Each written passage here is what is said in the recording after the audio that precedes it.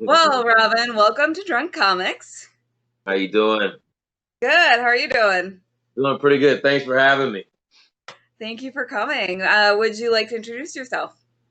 So I'm Robin Johnson. I'm located in Round Rock, Texas, which is just outside of Austin.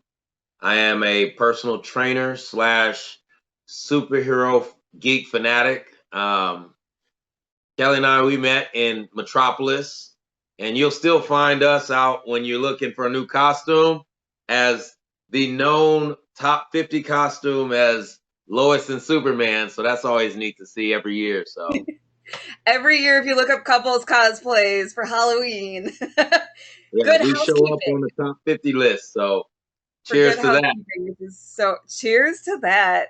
Clink. There you go. Yes, and you Yeah. are a fantastically skilled cosplayer. Oh, Like, thank you. just one of the best that I know. I appreciate that. No, I try. It's a good hobby. It's a good getaway from all this reality that we're dealing with right now. So it's been a blessing. For real. And I always like to tell the story, you have heard it, that you were the first cosplayer I saw in Metropolis. I've told you this, right?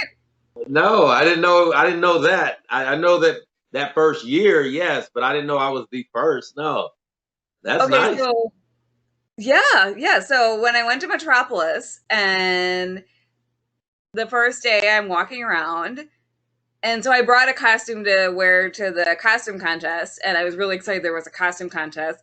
I didn't know that people were going to be walking around in cosplay during the day. And I had always loved dressing up in costume for Halloween, and I had loved dressing up as a kid. And I did not realize cosplay was a thing at conventions.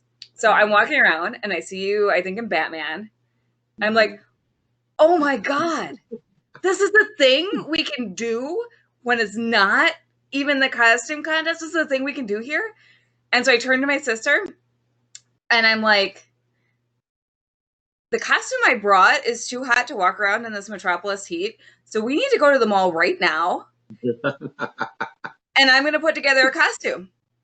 And my sister looks at me like, are you fucking kidding me? Okay, my sister doesn't swear, but Yeah, that was her mood. that's funny. That's pretty good. Yeah. And so we went to the mall and you have seen, or yeah, you met me in my first costume. So we went to the Hmm. mall and got a swimsuit and fishnets and a Hannah Montana wig. Yeah, And I had the boots, and that was my first Black Canary costume. yeah. And I that's because remember I that. saw you in costume, and I was like, I can do that here. I found my people. I'm at Yeah. home. I'm so happy. So I have you to thank for that. So thank you. Oh, well, thank you. No problem. Yeah, no, Metropolis did it for me also. The year before we met, I went down there and I was just learning how to sew. And Oh, yeah, it was like so I'm sitting there and noticed people in costume. I had heard about Metropolis, but I didn't know it was an entire weekend. And I think that year before we met, I went down and I went and bought a machine at I think there was a Walmart there because Walmart used to have the nice cheap section of fabric. And I bought this gray fabric everywhere here and there oh and made a nice. steel costume that weekend and Oh started my wearing it. So yeah, so it was so once after I got year one down, I would always bring at least 4 or 5 costumes and either change during the day or figure out each day what I wanted to wear. So that steel Metropolis was costume it. of yours was your first year sewing? Yeah. Yep. Okay, so your first year sewing is at the level I'm just now getting to. Oh no. So how did you get into superheroes and like comics? So well, based on what we're actually gonna be talking about today, I got into heroes back in 1984, 83. Nice. And so my first hero, as you can see my shirt, that I fell in love with was He-Man. And so I actually still have my very first He-Man action figure from 1983. Oh my And so, goodness. That's awesome. yeah, so from there, it just got going. And, you watch Super Friends. X-Men started coming on a little later, but I was still into the Batman and Superman stuff. And so I think when I got to, and okay, so my background also is that I'm a military brat. I moved around a lot.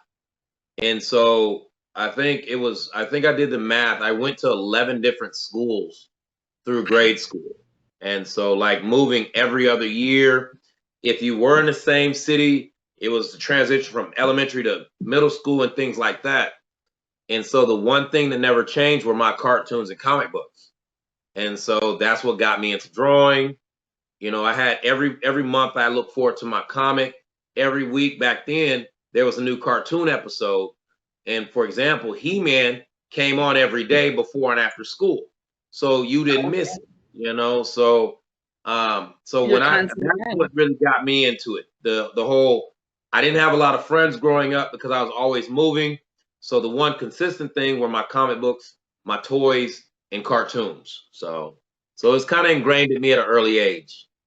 I love it. She-Ra was my first. Okay, that's nice. And when I was in preschool, I had a best friend who was a boy who would always come over and we'd play He-Man and She-Ra. Yeah. I love She-Ra so much. So my dad my dad is an engineer. He built me a wooden sword and shield so I could run Ooh, around. wow. Mhm. Yeah, see, I didn't have that. I had cardboard at that point, so that's pretty neat. I have the best dad. All right, so Yeah. what comic are we talking about today? Obviously, He-Man has to Okay. do with it. So what I was looking at was because I know a lot of your crowd. I'm assuming it's from a lot of the Superman celebrations and stuff like that. Yep. So I didn't want to leave DC out of it, but I Thank also you. wanted to go back to my roots, which was He-Man. So I chose, with your help, the Injustice versus the Masters of the Universe. So in case you haven't seen that, Yep. it's pretty much DC was the so okay. Backtrack. He-Man, when it first came out, didn't even have a cartoon, and so they made the action figures first. And so to Oh, get the I didn't know that. so He-Man was made from a lot of leftover toys from the late 70s. And yeah, it's crazy. Like one of the creators took like a big gem, threw some clay on it, and like said, "Well, we got some leftover stuff we got to sell, so here's what we have." And Oh, that's how He-Man came to be. And it was literally $1 million industry in '82, '83 and '84. right. So yeah, so back in the day, they actually Mattel went to DC and introduced the character and said, we need some comics on this so we can sell it. And Huh. so they actually have a He-Man versus Superman book from the early 80s that introduced He-Man in the comics. And so it kind of got shelved, but with people from the 80s becoming adults, we are collectors. And so Mattel got smart and said, hey, why don't we make those old toys but make them better? And so now that you have Mattel increased with the new Master of the Universe collections, they decided to reinvent it through DC. And Nice. so, yeah, so what they did with this one, a lot of people are familiar with Injustice and how that world played out. Well, this takes place after Injustice 2. Mhm. And so the video game. So it kind of ties in with the multiverse aspect of DC. And that's how you take He-Man and include him into the Superman genre or the DC world because there's a multiverse. And so it works out pretty well with the way the story works, especially when you come into what weaknesses are for each character. So Right. And it's a Superman that you can see He-Man fighting because this Superman's not quite a good guy. exactly. So you've got a Superman that pretty much has lost his humanity because of Lois's death.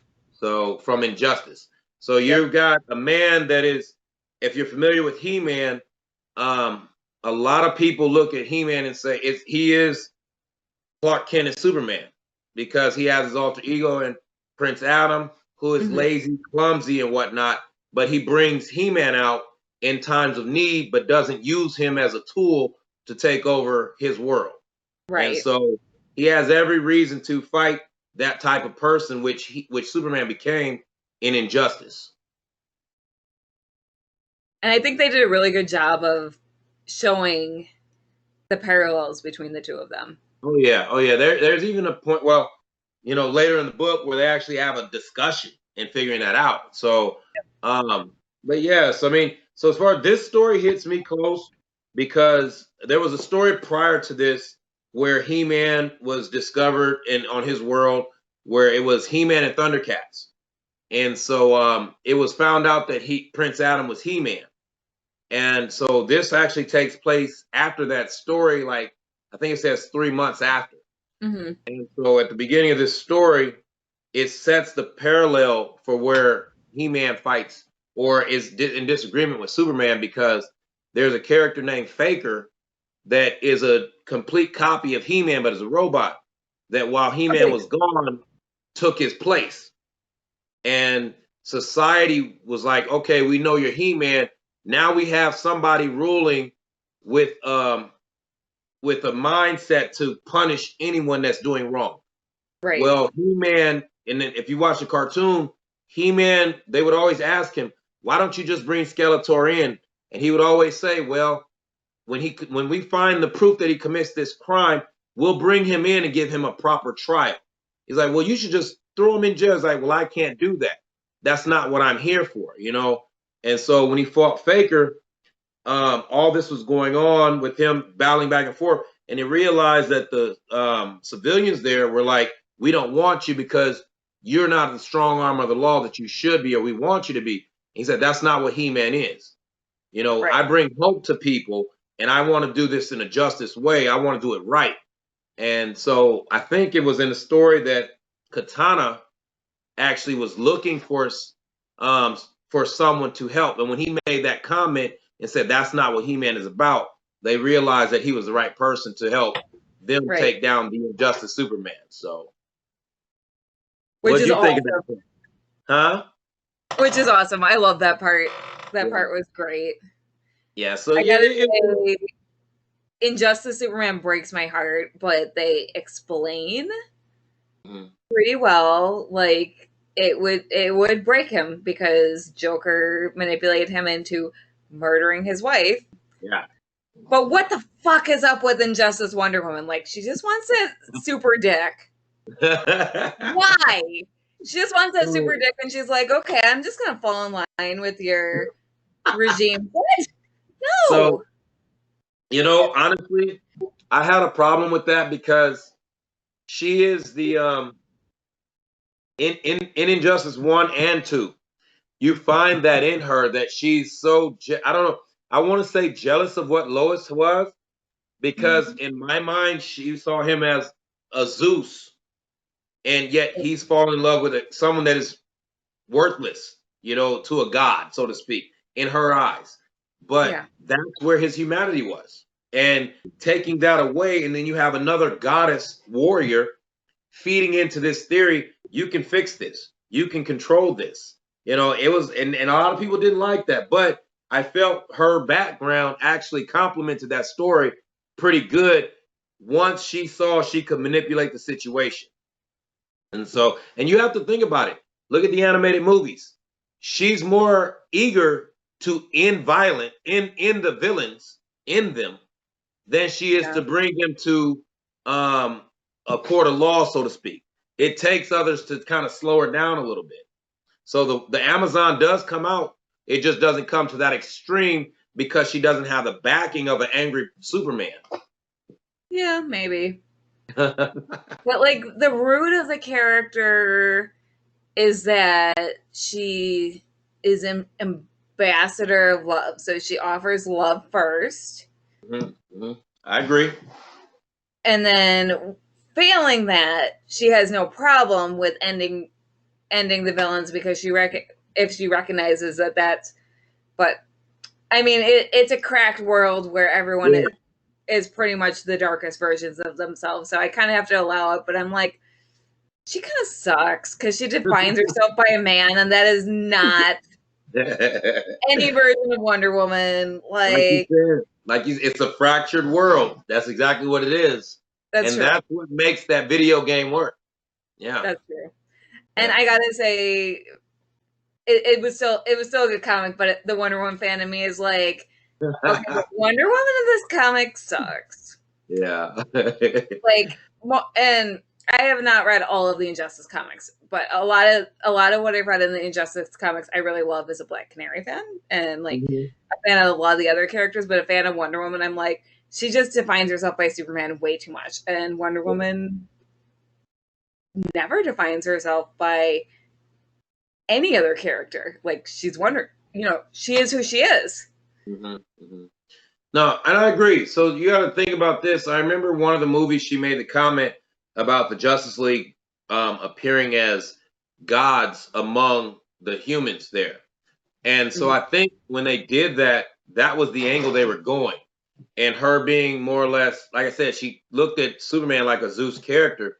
Yeah, Once he took that lead in this world, once he took that lead and started to say, no, here's my form of justice, she kind of went in line to support her already family she adopted and saw his hurt and his pain.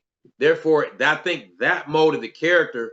And he saw Batman wasn't there, and that Trinity was gone. And in right, Justice One, Batman wasn't there. So when he needed a crutch, she was the one to lift him back up. And so I think that is what formed her mentality to say, if he won't be there, I have to be the one to help him achieve his goals, which I get, I hate that it was that goal, but I get her trying to be there when it was usually those three running stuff, pretty much. that's true. Whereas in this comic, Batman was there, but in a really fucked up Yeah. way. Yeah. Poor So Bruce.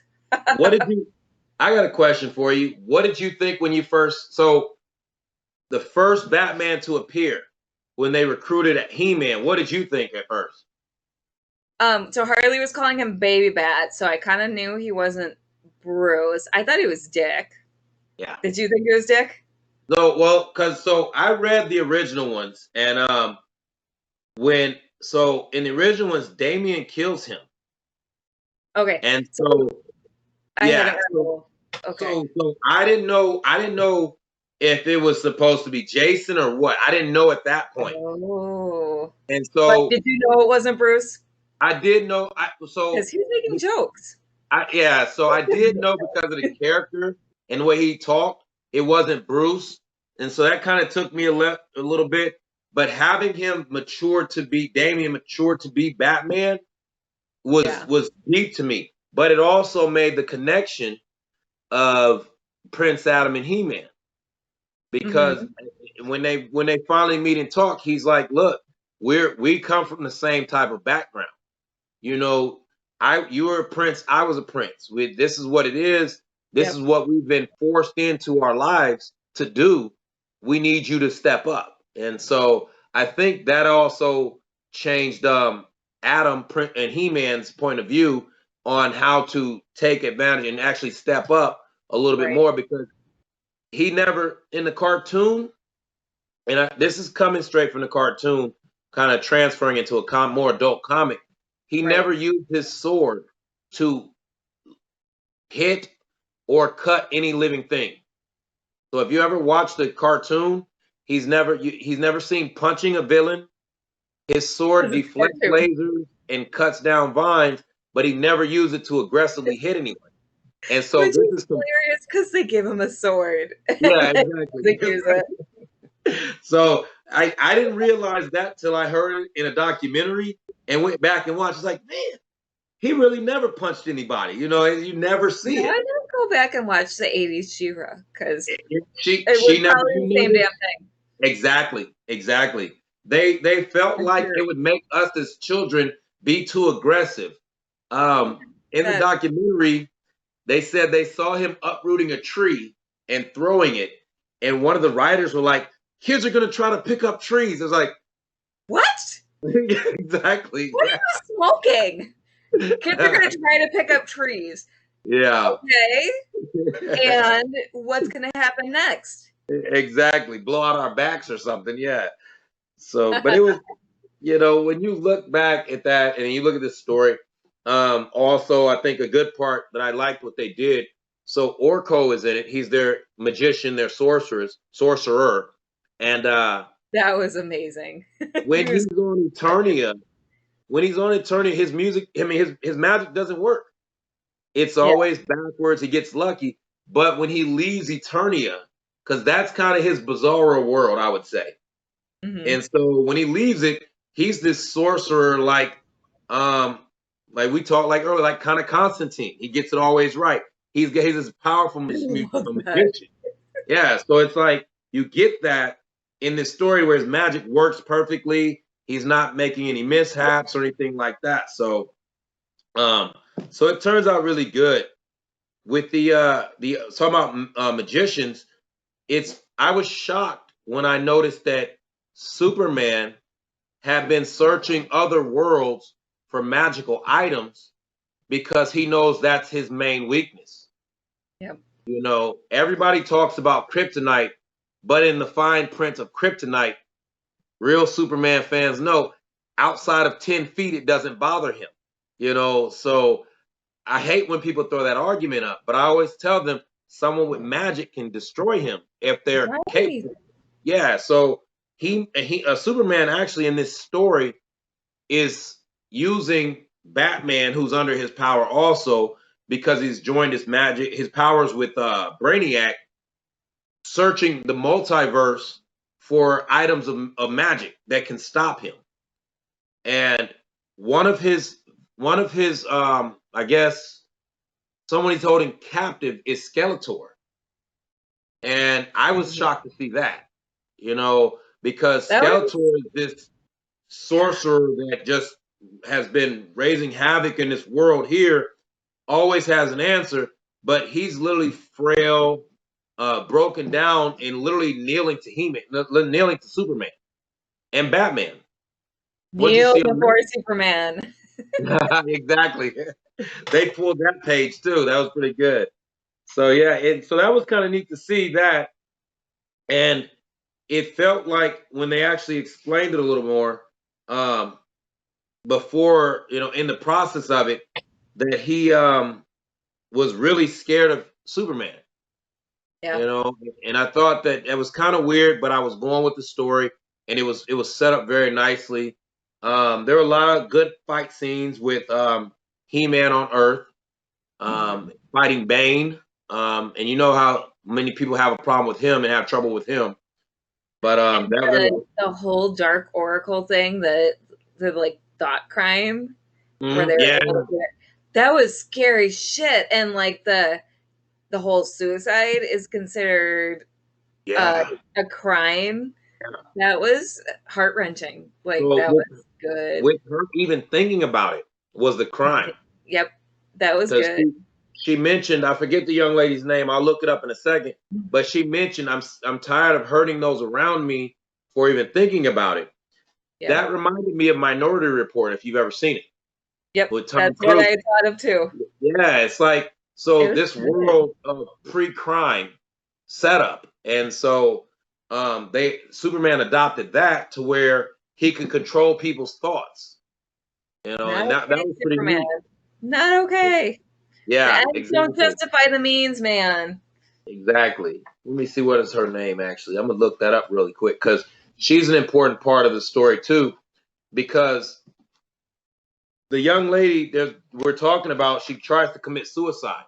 And He-Man catches her when she jumps off of a building and tells her the story about his mother, who is from Earth, who was an astronaut. And was actually one of the, I think in the story, she's the first female astronaut from Earth, but some type of asteroid storm happened and she ended up on his planet. And he tells her about how his mother would tell him about this amazing place called Earth that had a lot of hope and people with dreams could prosper as long as they stayed fast to what they were thinking. And her name was Regina Taylor, I think it was, yeah. And so He-Man has this heart-to-heart with her that gives her hope to live, you know, which is what we usually see Superman as. I think the one story where he does with Manchester Black, I think it was, and he's talking to him up on a rooftop also. and trying to control him not to go crazy and stuff. So you know that's why I say the two characters parallel, and I felt like this story was pretty good. You know, it was really good, and quite honestly, with a Masters of the Universe and like any sort of DC crossover, they did not have to go as hard as they did, but yeah, it was an yeah. excellent story. I was So so impressed. here's the thing: outside of the He-Man stuff and versus Superman, what they didn't show, and I actually forgot to even mention, Darkseid. I While know. all this, yeah, while all this is going on Earth, that shocked me because in Injustice, you don't think about Darkseid because we've got a bad Superman. Yep. Behind the scenes on He-Man's world, Darkseid is trying to take over Castle Grayskull, which is where the center of all the power is at that actually gives He-Man the power to be He-Man. And so you find that on the back skirts to where he's unlocked all the most notorious villains to try to find breaking the Castle Grayskull to get its power. And so you've got both of these main worlds with two different battles going on, and you're like, what's going to happen next? So Darkseid is like, surprise, motherfucker, you forgot exactly. About me. Yeah, and you look at him, he's like, well, we don't have the power. He's like, I'll make a way. You know, it's just like complete Darkseid. So mother effing Darkseid, like yeah. they'll make a way. Yeah, so that is such one, a good villain. yeah, no, that one actually really took me by surprise when I saw him, because that was like, I've played the games, I've read the comics here and there, some of them, but mostly the games, and that literally caught me off guard, and I loved every bit of it. You know, he's literally got to where he's in Castle Grayskull, which is impenetrable from what I knew, and literally going straight to the power and getting everything done. I know that back on Earth they were doing they actually infiltrated Superman, and finally they, just like you see Batman under control with Brainiac and stuff. When he comes out of it, first thing he noticed during a battle is Damian is dead. You know, and he realizes, he realizes Wonder Woman kills her. You know, so even though Batman was like estranged from Damian because of Damian's part in Dick's death, which is also a heartbreaking story, Batman's still like, okay, my son is dead. Wonder Woman needs to live because she needs to answer for that shit. And so no, you're right. No, that's exactly what it was. Because you see that, you know, while the relationship was broken from Injustice 1, the factor that Damian would take up the mantle of Batman to save Batman tells you under the scenes what their relationship really was and the understanding they had. You know, and so a lot of it's not spoke on a lot. You'll see it in animated movies here and there, but you see it in their actions when it counts. You know, I love that family. Yeah. So yeah, it's like on a lighter note. Huh? Oh, sorry. I was gonna say on a lighter note, I love that back on Eternia, Corey was talking about how Swamp Thing found a friend, and she's like, "Oh, I should try to find a friend," and all the dudes were like, "Oh, Mistress Corey, hi, hi, I'd like to volunteer my services." Like, yeah, dude. Yeah, that was pretty good. Yeah, and it does not matter what planet you're on, dudes are gonna dude. That would have been a heck of a match there. So, I mean, she's a hot Tamaranian. I cannot remember. Princess. She's a hot redheaded alien princess. Like, of course, the dudes are gonna fall at her feet. So, I mean, you know, I just act like I'm speaking a different language. You know, when she comes around, because that's her power. Oh yeah, come give me this kiss over here. Yeah, exactly. So, I cannot blame you. So, but I thought that was a cute moment of levity in a story that, like, the story it had some good. But anyways, go on with what you were saying. But I just had to backtrack to that because it was so cute. You're absolutely correct on the humor at the right times, because there's a scene in the book where He-Man is needing help, and all of a sudden the Justice League busts in, and Black Canary's like, "Don't worry, we got you, and you're cute." And I was like, wait a minute, I'm right here, you know? And so you get those moments in there to where you still It's get just the hilarious because doing the math, especially since it's well after Injustice 2, she's old enough to be his mom. Because they keep talking about how he's a teenager. He can buy his own alcohol. He's an adult. It's okay. No, but it is really cute when they actually throw those little tidbits in to lighten the load, because it's so important because honestly, when you get the dark comics and they don't have that, yeah, it's so draining. you know, one of my friends does say she's really into Marvel, and she clearly will say DC can be too hopeless at times. And so, and I get that because, you know, Marvel, you know, flashy lights, boom, boom, we're happy all the time. I got a lot of jokes. Talking about the movies then? Yeah, I think that is some of the comics, more or less. Okay. But when you look at Injustice, there was a good mix. Yeah. This here book, including He-Man, like it did, there was a good mix of comedy, a little cheesy humor, and then the action with keeping the heart of what Injustice was. Agreed. So, yeah. Because it is a really dark universe, so it's good that they have the humor, because otherwise it is depressing. And you know what? I don't read comics to be depressed. Yeah, yeah. Some So, people I mean, do. you know, Some people read comics to, like, you know, think more about the universe, and that's fine. But I read comics to have fun. No, and I agree with you. I agree with you. So, like with me, they're an escape, and a lot of times people argue about the politics in them. It's been there for years, since the beginning of comic book history. But even with the He-Man or Superman or even some of the Marvel stuff I read, I like to see a good story. I mean, it's gonna have its ups and downs, you know. Um, side mission here. One of my favorite movies is Count of Monte Cristo.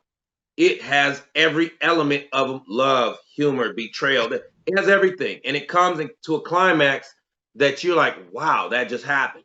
And so I think that stuff like this actually gives you that, with giving you, not giving it all to you and say, "Look, there's a little bit more. Come back later," you know. And so, and that's what I think a good story does. This one did a really good job of that. I agree. So, okay, go on with the story. Oh, okay. I'm sorry. No, I'm sorry. I sidetracked you. I had to talk about Corey and the men falling at her feet because hey, I mean, they'd be blind. Every guy loves a hot redhead. Hey, look, I'm just saying they'd be blind if they didn't do it. So, exactly.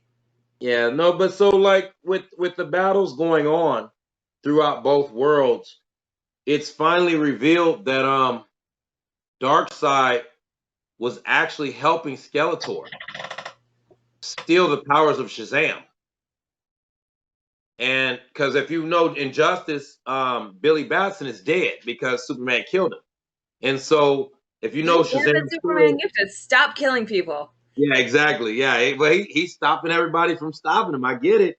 That's he killed one version of Oliver, and then like there's a whole different version of Oliver because of Dr. Fate, and that was the whole thing. And like, yeah. Anyways, they needed a villain. They needed a villain, you know, and so yeah, so you got him doing that. What ends up happening is with the powers of Shazam, they're transferred to different users. Skeletor steals it by with help of Darkseid. So when he goes back to Eternia, has the powers of Shazam and a power sword from He-Man's world. So he's pretty much unstoppable. But Darkseid is a very smart villain. He knew it was a plan already.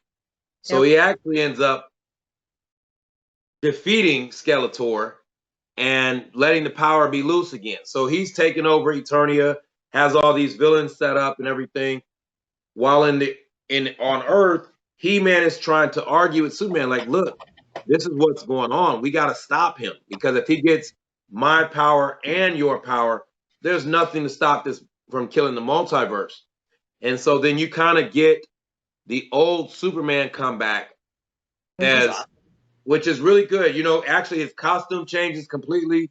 he goes back to the a Justice One, or like I'll say New 52 style costume, and he goes to fight Darkseid and everything. They get to beating him, and like I said, I'm kind of summarizing everything, but they end up beating Darkseid on that world, and in the process, he tries to pull Prince Adam, He-Man aside, and says, "Look, there's an infinite universe here. We could make it the way we want."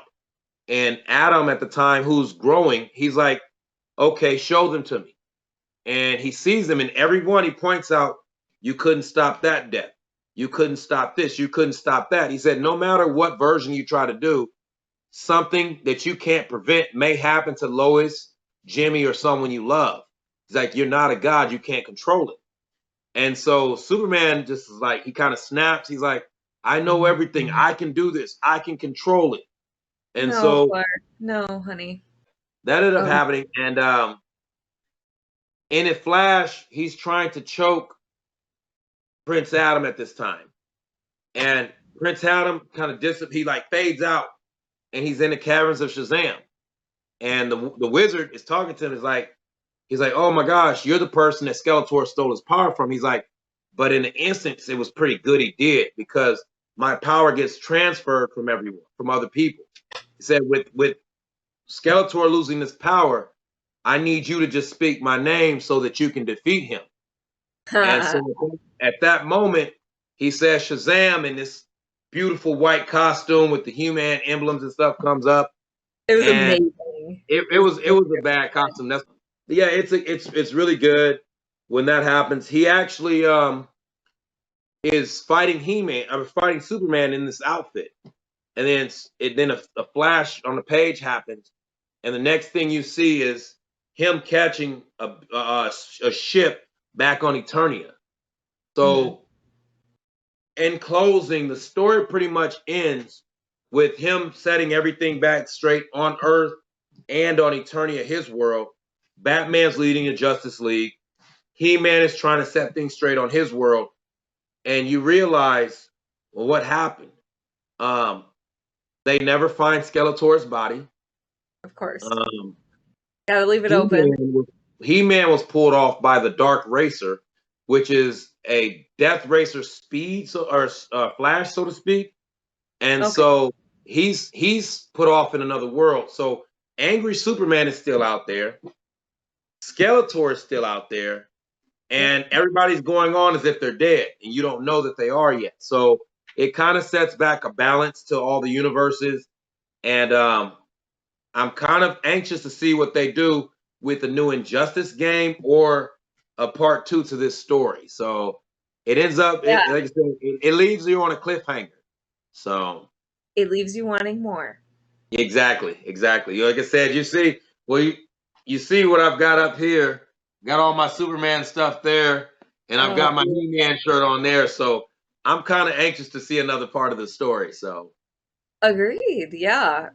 It was so good.